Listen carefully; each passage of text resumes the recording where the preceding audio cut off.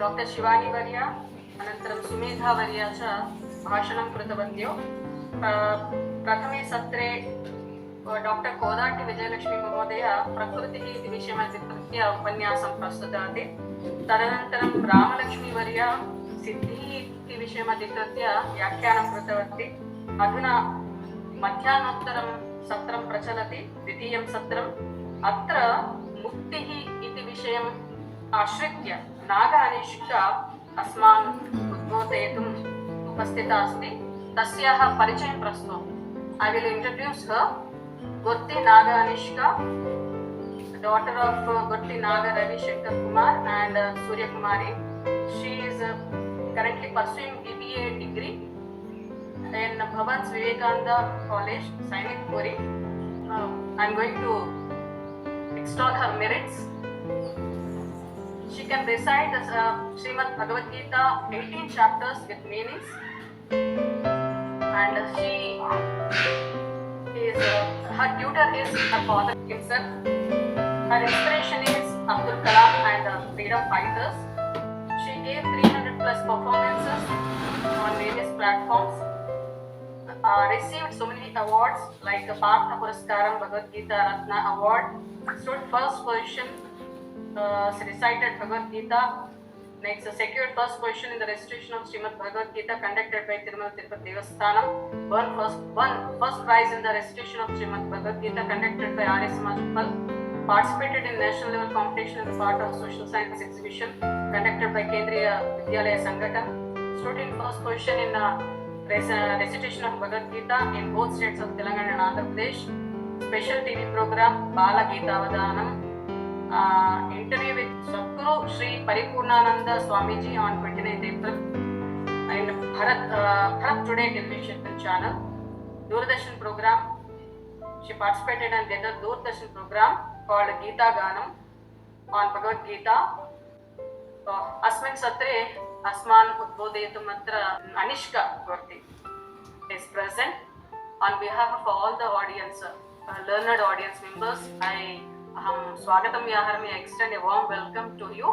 धन्यवादः And I request you to address the gathering on the topic Mukti.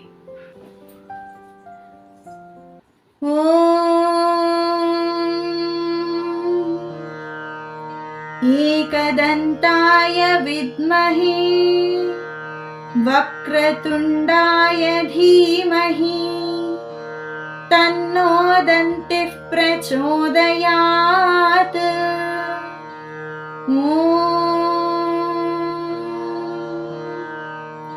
जयन्ती मङ्गला काली भद्रकाली कपालिनी दुर्गा क्षमा शिवा धात्री स्वाहा स्वधा नमोऽस्तुते। अपि स्वर्णमयी लङ्का न मे लक्ष्मण रोचते। जननी जन्मभूमिश्च स्वर्गादपि गरीयसी। अज्ञानतिमिरान्धस्य ज्ञानाञ्जनशलाकया चक्षुरुन्मीलितं येन तस्मै श्रीगुरवे नमः। अतुलं तत्र तत्तेजः सर्वदेवशरीरजम् एकस्थं तदभून्नारी व्याप्तलोकत्रयं त्विषा।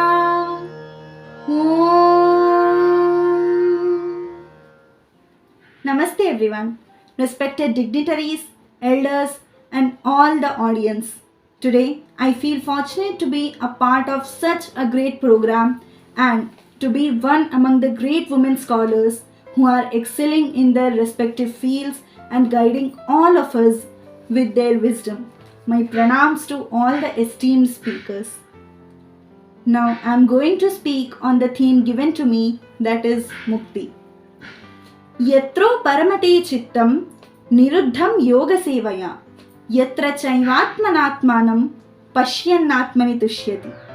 This is a timeless teaching from Bhagavad Gita, which ultimately says that realization of self, that is, being aware of one's potential, is the foundation step for liberation, which is none other than Mukti.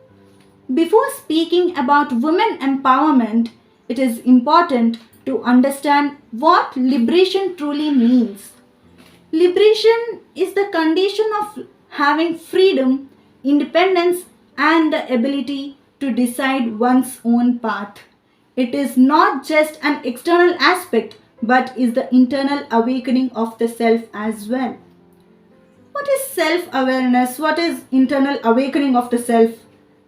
Avyaktoyamachintyoyam avikaryoyamuchyate tasmadevam viditvainam nanashochitumarhasi.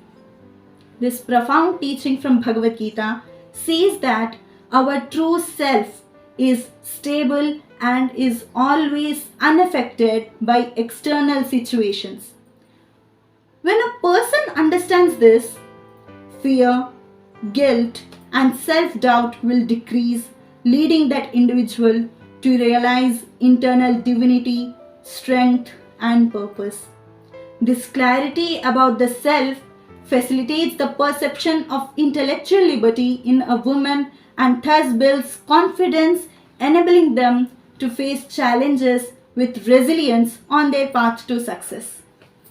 Liberation is the ability to live life not according to the externally imposed conditions, but according to the internal values, aspirations, and potential of an individual. These are like the two sides of a coin. What does internal liberty truly mean? It is the state in which the individual govern their own thoughts and choices rather than being governed by fear or social conditioning. This internal liberty reflects the psychological growth of a woman, which involves the development of emotional intelligence, self-confidence, and resilience that enables to rise against their setbacks. An empowered woman is not the one who never fails, but she is the one who does not allow failure to define her true potential and limits. Now coming to external liberty. It is the freedom to live, learn, and act in the world without unfair restrictions. External and internal liberty are interdependent on each other. External liberty includes education, employment, economic independence, political freedom, freedom from discrimination, and social mobility. Whereas internal liberty, on the other hand, is the force that facilitates the woman to realize her true potential. All these collectively contribute to the women empowerment. However, among all of these, education is the primary component that facilitates this process of self-realization. Education is not just about having the basic literacy. It is about enabling the individuals to realize their worth and assisting them to identify their potential and shape their own destiny by themselves. Vidya dadati vinayam, vinayad yati patratam, patratvat dhanamapnoti, dhanat dharmam tatas sukham. This Subhashitam in Sanskrit emphasizes on the importance and greatness of education. It says that education gives humility. Humility makes a person worthy. Worthiness brings prosperity. Prosperity enables righteous living, and righteous living leads to true happiness. True education fosters critical thinking, emotional maturity, and self-awareness, which enables the girls and women to break stereotypes, make informed decisions, and realize their true potential. So with this we can see that education is an instrument of transformation. This transforms the girl into a feminine power. When internal liberation harmonizes with external opportunities, women would be able to fully realize their capabilities and contribute to their families and drive societal progress. This harmony is the foundation of sustainable empowerment. Inner strength without opportunity often remains unexpressed, and external opportunity without inner confidence remains underutilized. True empowerment emerges only when both these internal and external liberty work together. This synergy does more than enhancing the personal growth of an individual.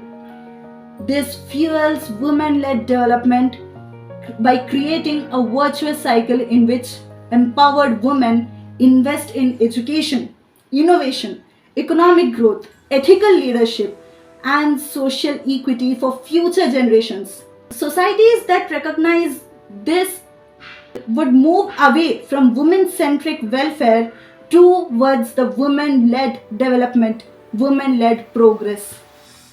This empowerment never occurs in isolation. Along with personal growth, society is a key component in one's life which plays a decisive role in the liberation of women. This brings us to the understanding of the importance of social awakening. Social awakening. It is the process of collective awareness, reflection, and gradual transformation. Social awakening recognizes that individual growth is deeply impacted by the social, cultural, and institutional environment in which a person lives. At its core, social awakening involves recognizing unconscious biases, outdated stereotypes, and structural barriers that limit women's participation in education, employment, leadership, and decision making. These barriers are not always visible or intentional. Often, they exist as normalized social expectations, subtle micro inequalities, and long standing traditions that quietly restrict women's choices and opportunities. Importantly, these restrictions were not inherent to Indian society from the beginning. Historical evidences suggest that during the Rigvedic period, women enjoyed significant intellectual and social agency. Many women sages like Gargi, Ghosha, Lopamudra, Maitreyi, Apala, Viswavara, and many more studied Vedas, composed hymns, performed yajnas, and participated in philosophical debates along with their men counterparts.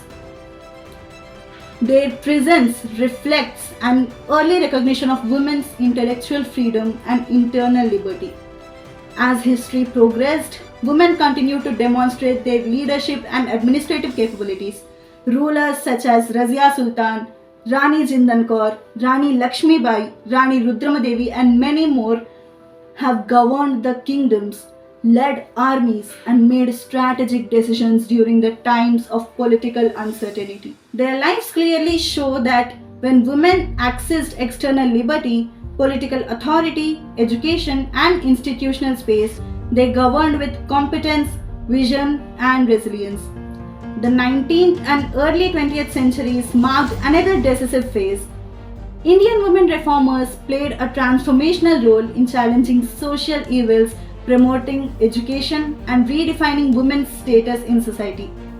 Reformers such as Savitribai Phule, Fatima Sheikh, Pandita Ramabai, Tarabai Shinde, Sarojini Naidu, and Annie Besant questioned the deeply entrenched social norms and laid the intellectual and institutional foundations for women's empowerment and nation building. Their work helped the society to understand a critical principle that women's progress is not an individual issue, but it is a collective responsibility.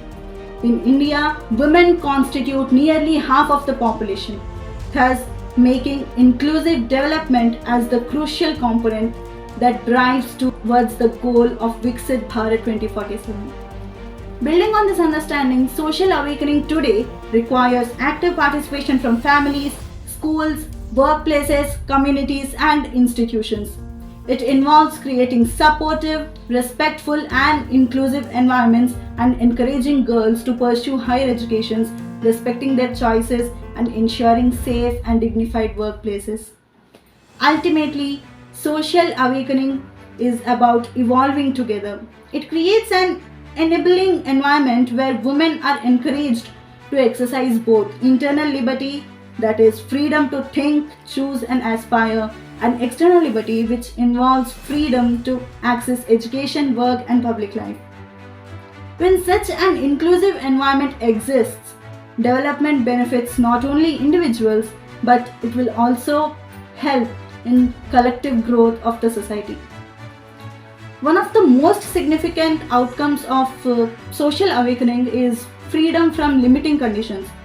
Freedom from limiting conditions is a fundamental aspect of true empowerment. These limiting conditions are often subtle and invisible. They may be social, cultural, economic, or psychological in nature. Even where legal equality exists, quiet constraints such as stereotypes, financial dependence, internalized self doubt, and unspoken expectations can still restrict a woman's ability to act independently or to pursue her ambitions completely. Overcoming these conditions require both awareness and opportunity. Awareness develops through self-realization, education, and social awakening. It helps women to understand their worth and potential are not defined by externally imposed norms. Opportunities provided through external liberty, through access to quality education, safe and dignified work environments, leadership roles, financial independence, and supportive policies, allowing women to translate awareness into meaningful action. When women overcome limiting conditions, they gain confidence, clarity of purpose, and the courage to make decisions aligned with their values.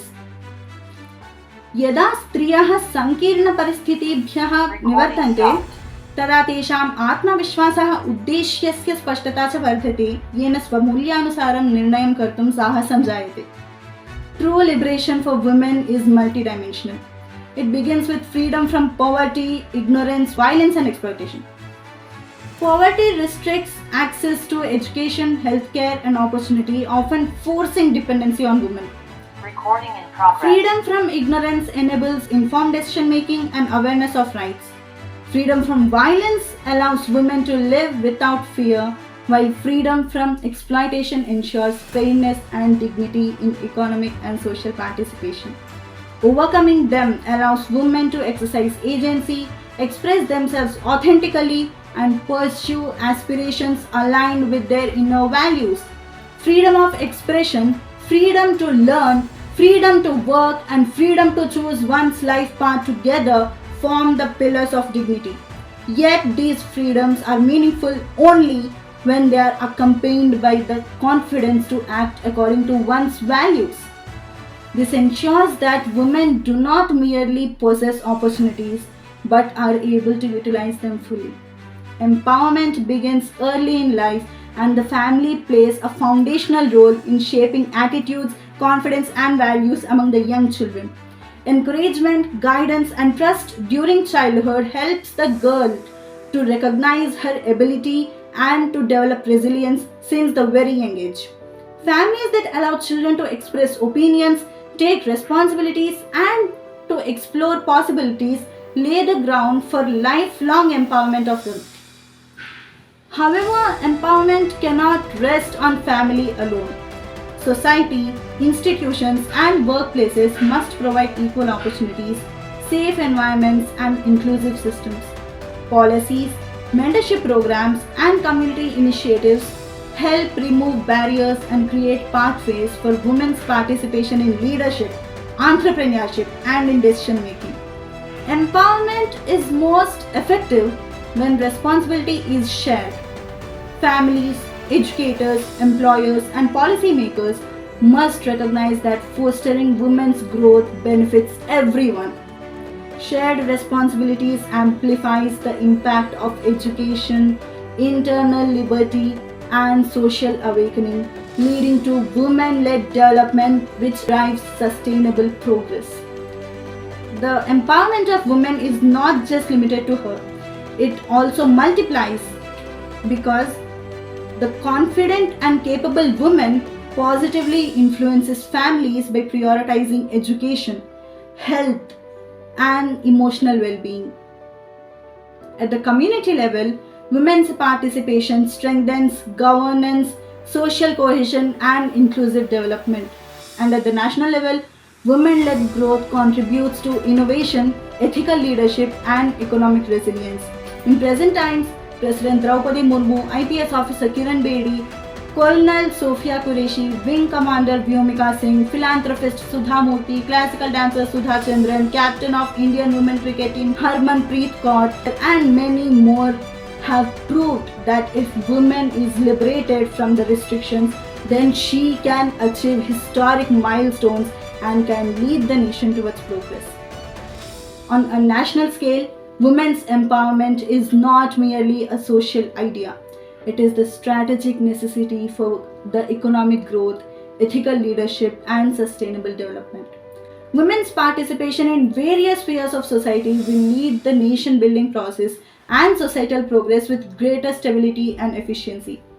Research shows that when women are economically and socially empowered, nations experience holistic development with reduced inequality, healthier families, and more accountable institutions. To create this balance, nationwide awareness must be promoted through multiple and mutually reinforcing channels. Education campaigns play a foundational role. Schools and colleges must integrate life skills, equality, and leadership training into curricula. Media and social campaigns are equally powerful. Television, cinema, digital platforms, and public messaging can showcase stories of women leaders, entrepreneurs, scientists, administrators, and grassroots change makers. Such representation challenges limiting stereotypes, normalizes women's leadership, and instills confidence in young girls while reshaping societal perceptions. Community-based programs bring empowerment closer to lived realities. Government initiatives further reinforce this awareness by translating intent into action.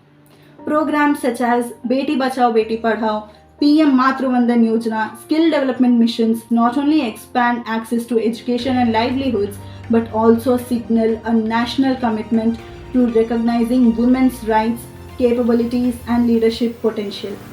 When such awareness becomes widespread, society begins to acknowledge its collective role in fostering empowerment. Families encourage their daughters to dream and decide independently. Communities support women's participation in public sphere. Institutions create inclusive and safe environments for leadership and innovation. Empowerment is then understood not as a zero-sum game but as a shared advancement. As this awareness deepens, it catalyzes women-led development. When women are free, families become healthier, children grow with equality and dignity, economies will expand, violence declines, and innovation flourishes. An empowered woman doesn't only represent a successful family, but she also represents the progressive society. True liberation is not just about removing the barriers, but it is also about unleashing the locked hidden potential of the country. When this liberation is achieved, the full potential of half the population is unlocked, driving sustainable and inclusive national progress. That is true empowerment, that is liberation, and that is Mukti. I would like to express my gratitude to each and everyone for providing me this opportunity. Thank you all. Jai Hind. Hari Om. Hari Om, ma'am. Yeah. Thank you, Naga Anishka, Thank you for so much, delivering an excellent lecture. Naga Anishka represents the young generation, a young woman pursuing her graduation, still pursuing a graduation, still a student, but has in-depth knowledge of philosophical texts like Bhagavad Gita and delivered excellent lecture on behalf of all the audience.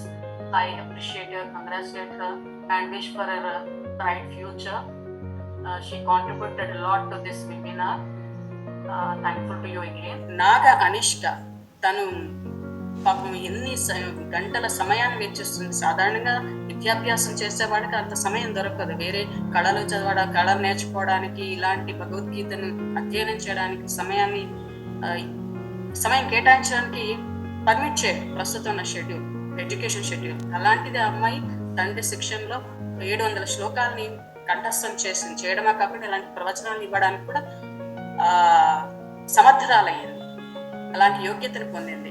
So ఆమె కూడా దీనికి ఇక్కడ ఈ వేదికలో ప్రసంగించి మన లాంటి వాళ్ళందరి శ్రోతలందరినీ ప్రేరేపిస్తుందనే ఉద్దేశంతో ఆమె చేత ఉపన్యాసం ఇప్పించడం జరిగింది. తన యోగ్యత నిరూపించుకున్నది. ఇప్పటి తరానికి ప్రతినిధి ఆమె, నూతన తరానికి ప్రతినిధి.